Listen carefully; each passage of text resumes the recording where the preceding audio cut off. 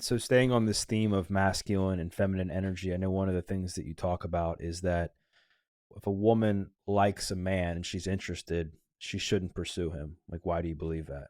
I believe that because, of course, I'm a generation ahead of you. I could be your dad, and so from my generation, women just don't pursue. From my Christian biblical perspective, women are not to pursue men, at least not the way the world pursues. Women are ideally, sticking with the feminine piece, women are ideally supposed to, I think women are better served by actualizing, manifesting their greatest potential as women, being the best version of themselves, becoming the equivalent to the man you desire to attract, because feminine attracts, masculine pursues. I think when a woman pursues a man, what happens is she misrepresents her virtue. And so while a man that's thinking on a lower level of just, a hookup culture, they call it, or just a sexual conquest, he may buy into your pursuits, but it's not necessarily going to lead to the outcome the woman is looking for. And what is the outcome that women are looking for? Women are looking for committed, long term relationships that will eventually turn into something called marriage. Well, when a woman pursues a man, I haven't checked any statistics on it, but I'm certain that the numbers agree with me. You're not more likely to attract husband material by pursuing a man. It is the man's job to pursue the woman. It is the woman's job to be in her feminine, be the best version of herself that resonates with the man, that makes the man know that this woman is wife material, representing her virtue. Because when a woman pursues a man, it's almost like a rabbit chasing the hunter. It's not going to be a good outcome. The order is supposed to be reversed. In fact, about it, men shouldn't even chase women. There's a difference between pursuit and chasing. Anything you have to chase is running away from you. Rather than a woman pursuing, she should signal. There are ways for a woman to signal to a man that she's interested in him, without crossing the line and dipping over into his masculine responsibilities. Because if a man cannot take the leadership in terms of the initial connection to pursue you, how is he going to lead you 5, 10, 15 years down the road when we have major decisions to make? I think it's the first indication of the man having the courage to lead. It's in how the relationship happens. And then, classically masculine guys are not going to be attracted to women that pursue, because there's something about the masculine spirit. The Bible calls the woman, um, that she's her price is far above rubies, and she's the man's favor. The common, or the current lingo is she's the prize. Well, every man wants a woman that he had to work for. That's one thing about the masculine spirit. We appreciate the things we had to work for. And if anything comes easily or without price or without challenge, we don't place much value in it. That's why we love our first cars so much. We had to work for it. You know, Anything that comes without price, without challenge, we don't value a lot. So I hope that made sense.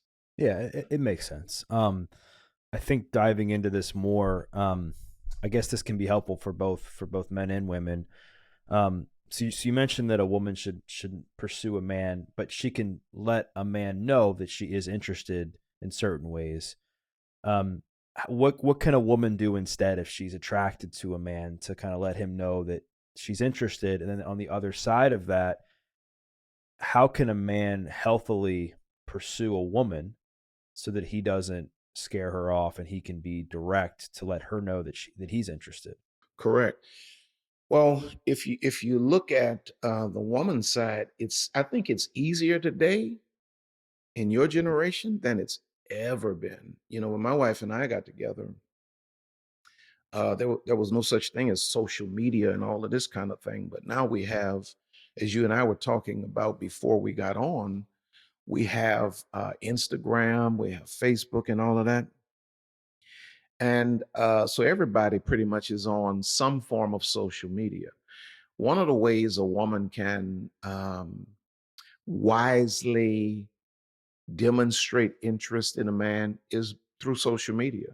He says something that's meaningful, like it, because guys pay attention to, especially women who like their stuff. And if a guy sees, okay, she liked my thing last week, she liked it again this week, what'll what will probably eventually happen is he'll make some kind of comment in the DMs. Thank you for liking my stuff.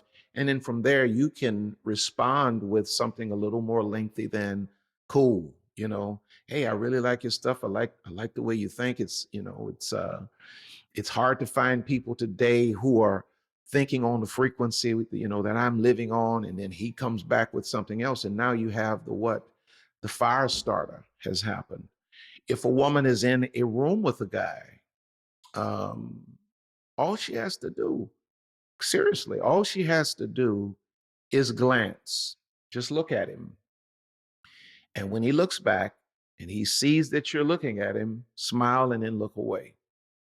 When you look back again, if he's still looking, it means that he's attracted to something he sees. And so now you just smile, and before long, he'll probably make his way across the room to introduce himself. It's not hard, because men are interested in the women that are interested in them. I think we just have to understand that there are better ways to show that you're interested in a man than revealing too much on social media or crossing those lines and being too forward. you know um, I think a man that would be husband material is a man that's going to be attracted to a woman that has a more modest but yet intentional approach. Now, in terms of how a man can pursue a woman versus chase a woman, is to be direct. Hello, how are you? What's your name? And she responds, and if she makes eye contact, and if she seems interested, continue the conversation. Just begin to ask questions. If you see a young lady that you like on Instagram, almost the same thing. You kind of get in the DM and you respectfully just kind of reach out, say something that might be a conversation starter, and just let what happens naturally happen.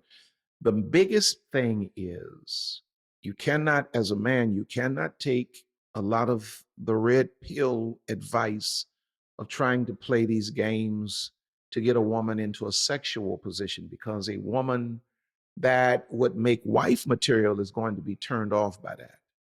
If you're a guy that has the right intentions, it's just a matter of breaking into the conversation. If a woman does not, if she's not buying into the conversation, back off and leave it alone. Don't chase her. Don't chase her.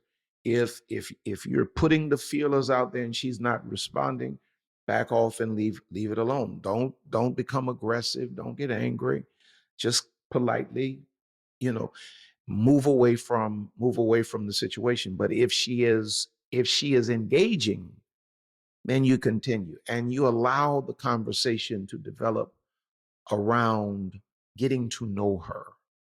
Don't try to position her in any kind of way.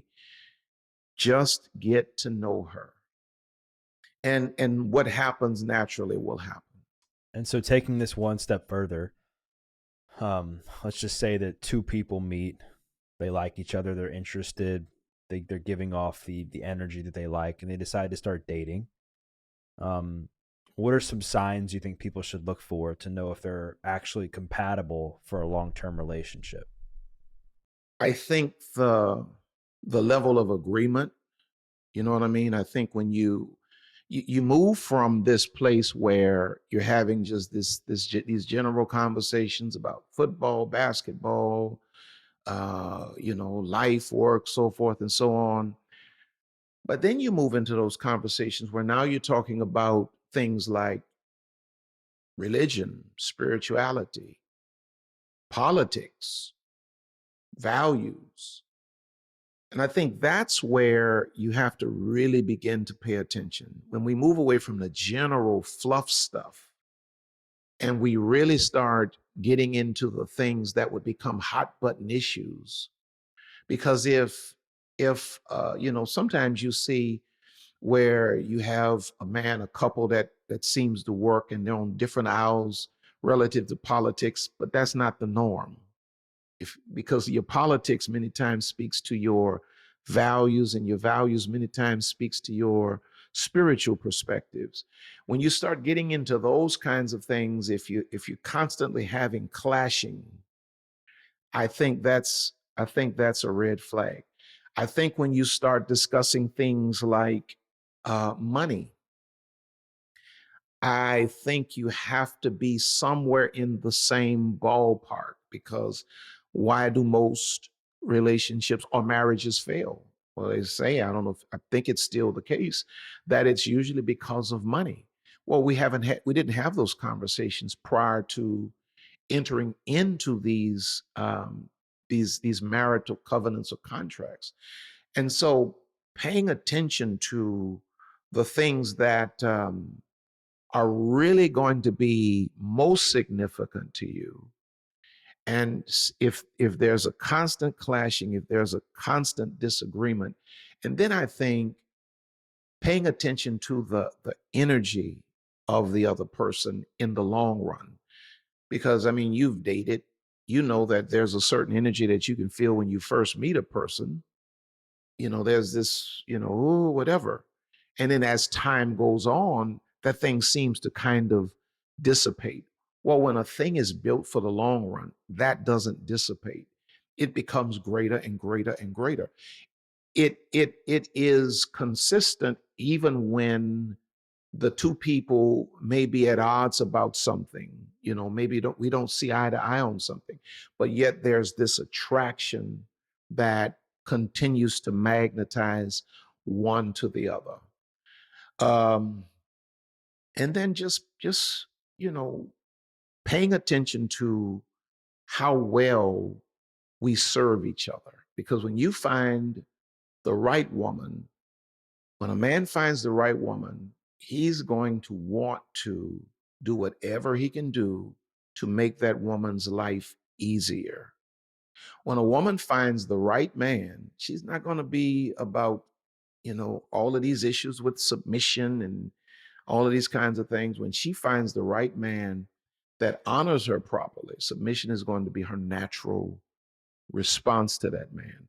And so we have to be in a place of harmony. You mentioned a word before we came on, synchronized. Well, the biggest part of synchronization is not that we don't have hiccups every now and then, but that generally the order of the day is that we're in harmony. And I think we make a horrible mistake to ignore the fact that we're not harmonized because maybe we're that sexually attracted, or maybe we look that good on paper. There has to be a sense of harmony.